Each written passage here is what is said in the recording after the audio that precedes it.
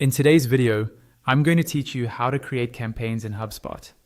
By the end, you'll feel confident navigating to the Campaigns tool, choosing a template, customizing the essential details, organizing your campaign steps, attaching assets, and saving everything for review. Start by logging into your HubSpot account. Once you're in, look to the left panel for the marketing icon.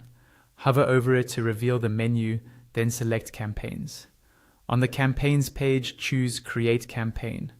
A panel will slide open on the right, giving you a choice to start from scratch or from a template. For this walkthrough, we'll use a template. Click Next, and you'll see a gallery of campaign templates. Browse through to find the one that best matches your goals or structure. When you're ready, click. Use template on your chosen tile. A configuration panel will open on the right. Give your campaign a clear, descriptive name so it's easy to find later. You can pick a campaign color to visually group related campaigns, but that's optional.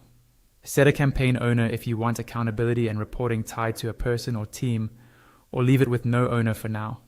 Add a start and end date if you're coordinating around a launch window.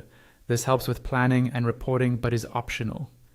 You can also specify the audience and jot down notes to capture context, assumptions, or key goals for collaborators.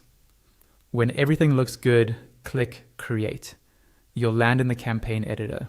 On the right, you'll see the default steps included with your template. On the left is a panel of additional campaign steps you can add.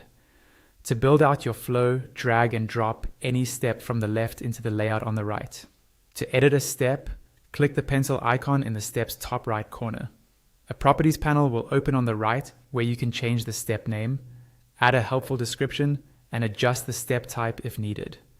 Keep names consistent and descriptive so your team can scan the plan quickly.